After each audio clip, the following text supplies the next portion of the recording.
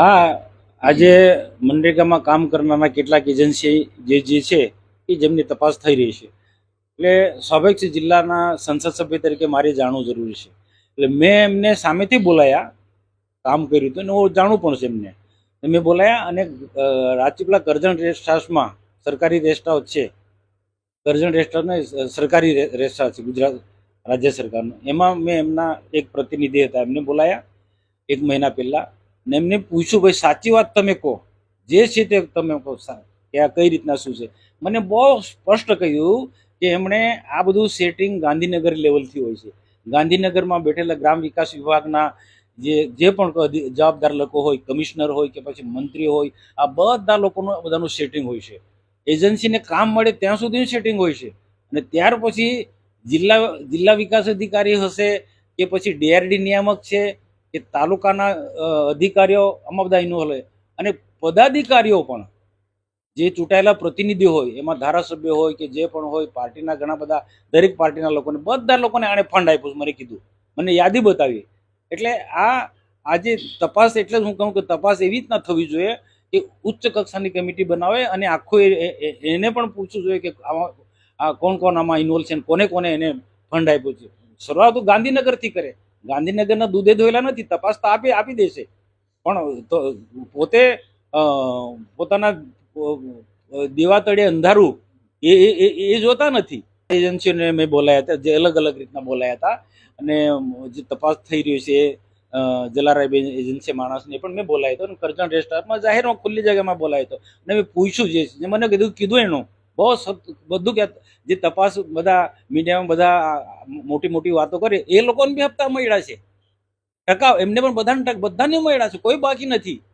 ભાજપ વાળો હોય, કોંગ્રેસ વાળો હોય, આમ આદમી પાર્ટી હોય કે બીજા કોઈ બી હોય, કોઈ બાકી નથી. એની પાસે આખી યાદી છે. એ તો એનો વિષય, મને તો કીધું, મને તો ખબર છે કોણ છે તે. જ્યાં હું તો એકદમ મારે હું શું કામ, એમનો વિષય એ કે જે મને માહિતી આપી બધી. મને કીધું, મને એવું કીધું કે ત્યાં ગાંધીનગરમાં મંત્રીઓને કેટલા આપ્યા, સચિવોને કેટલા આપ્યા, કમિશનરને કેટલા આપ્યા, ડીડીઓને કેટલા આપ્યા છે. ભરૂચનો ડીડીઓ હોય કે પછી ડીઆરડી નિયામક હોય કે નર્મદાના કે પછી એને. અને બીજી એ પણ બાકી ગુજરાતમાં બાકીના બધા જિલ્લાઓમાં, પંચમહાલ, દાહોદમાં પણ આ જ રહ્યું છે. ત્યાં એને એવું કીધું કે સ્વર્ણિમ જે એજન્સી છે એનો કેમ તપાસ થતો નથી. દાહોદ ને પંચમહાલ વિસ્તારની અંદર સ્વર્ણિમ, મહીસાગરની અંદર સ્વર્ણિમ એજન્સી જે કામો કર્યા એ પણ તપાસ થવું જોઈએ. એને મને વાત કરી. મેં કીધું તમે માંગો તપાસ. એમને કીધું તમે તપાસ માંગો, અમે સહયોગ કરીશું. એ સ્વર્ણિમ એજન્સી જેની હોય તેની, તો એના માટે એમને જ આરોપ મૂક્યો. અમારું એટલું તપાસ સ્વર્ણિમની કેમ થતી નથી. મેં કીધું એ તમે જ માંગો, લેખિતમાં માંગો તમે. એની પણ સરકાર તપાસ કરશે. સરકાર બિલકુલ પારદર્શક વહીવટમાં માને છે. અને અમારા ગુજરાતના માનનીય મુખ્યમંત્રી તટસ્થ રીતના કોઈની સાથે અન્યાય નહીં થવા દે. એમાં સ્વર્ણિમ હશે કે જલારામ વાળા હશે કે જે બી કોઈ હશે, કે મુખી હશે, જે બી કોઈ હશે, બધાની તપાસ થતી. આખા હું પણ એમ કહું છું, સરકારને પણ કહું છું, એકલા ભરૂચ નર્મદાનો આખા ગુજરાતમાં તપાસ કરો. એક તાલુકામાં, પંચમહાલ, દાહોદ થી માંડીને બીજા જ્યાં જ્યાં હોય, દક્ષિણ ગુજરાત, બધા જ વિસ્તારની અંદર આ તપાસ થવી જોઈએ. એ એજન્સી પાસે લિસ્ટ છે. એ એજન્સી પાસે લિસ્ટ છે કોને કોને પૈસા આપ્યા છે. વિરોધ પક્ષ વાળા બી સાહકારી મારે છે ને, એ ખોટી સાહકારી માને છે. પૈસા લેવો ને ખાલી મીડિયા સમક્ષ બધી મોટી વાતો કરી. બાકી પહેલે એના પગ તળે અંધારું છે. તપાસ કરે. પોતાના સરપંચોને શું મારે, અમારી પાસે લિસ્ટ છે.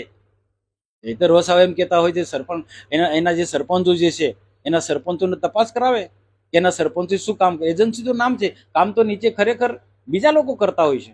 તમે એક આક્ષેપ કર્યો છે કે મંત્રીઓ, ધારાસભ્યો તમામને એ એજન્સીએ મને કીધું હતું. એજન્સીના માણસે મને કીધું. એટલે એ તો મેં કીધું એને મને એ પ્રકારની જે વાત કરી છે એનું તથ્ય કેટલું છે એ હવે તપાસનો વિષય છે. કદાચ એને પણ મેં કીધું જો હોય, મૌખિક વાત નહીં કર, મને લિખિતમાં આપો, હું તપાસ માંગુ. એમને કહ્યું છે મને ઇન્વોલ્વમેન્ટ બધી જ પાર્ટીના બધા જ નેતાઓ આમાં છે. બધાને પૈસા મળે છે, બધા જ આગેવાનો, દરેક પાર્ટીના આગેવાન. આમ આદમી પાર્ટી વાળા કઈ એ પણ સાવકાર નથી, કે પછી બીજી કોંગ્રેસ વાળા બી સાવકાર નથી. બધાને પૈસા મળે છે. મારું બધા લોકો જાણે છે કે હું ક્યાંય આમાં પડતો જ નથી. એટલા ભરૂચ ને નર્મદાની પાછળ શા માટે તપાસ થવી? નો ડાઉટ હું ચોક્કસ માનું છું સરકારનો પારદર્શક વહીવટ છે અને સરકારનો પારદર્શક વહીવટ હોવાના કારણે જ આજે જે પણ દેવગઢ બારિયાનું હોય કે પછી ભરૂચ નર્મદાનું હોય ત્યાં સરકાર તપાસના આદેશ આપ્યા છે અને દૂધનું દૂધ જે પાણીનું પાણી બહુ ક્લિયર છે, જે સત્ય છે ખબર પડશે, તપાસ ચાલી રહી છે. આમ આદમી પાર્ટી તો ખાલી અ, એમ શું કે ચાલુ ગાડીમાં બેસી જવા વાળી આમ આદમી પાર્ટી છે. આજે જે તપાસ કરનાર પેલી વખત તપાસ કોને માંગીએ પ્રકાશમાં લાવો, પ્રકાશમાં લાવે તો ખબર પડે. તપાસ માંગનાર પણ ભાજપના જ લોકો છે, બીજા કોઈ નહીં. સ્વાભાવિક છે, લોકશાહી છે. લોકશાહીમાં જેને યોગ્ય લાગ્યું એ આગેવાનો તપાસ માંગે ને એ તપાસ કઈ આમ આદમી પાર્ટી નથી માંગે. આમ આદમી પાર્ટી બધી જગ્યાએ સેટિંગ કરવા વાળા લોકો છે અને મારી પાસે પુરાવા છે કે ક્યાં સેટિંગ કરે. આ જ એનજીઓ કે એજન્સીઓ પાસે બધી જગ્યાએથી આમ આદમી પાર્ટીના લોકોએ બધું સેટિંગ કર્યું છે. અને હું કહું એમના સરપંચો જ્યાં જ્યાં કામો તપાસ કરો. આમ આદમી પાર્ટીના જે સરપંચ છે ભૂતકાળમાં એ સરપંચના ગામોમાં જાઓ ચેક કરો. મારી પાસે લિસ્ટ છે કે આમ આદમી પાર્ટીના જે ચૈતરભાઈ વસાવા છે એના આસપાસના જે ગામો છે એ ગામોમાં આમ નરેગાના કામો થયા તે તપાસ કરો. દૂધનું દૂધ પાણીનું પાણી થઈ જશે કે બધું ક્લિયર થઈ જશે.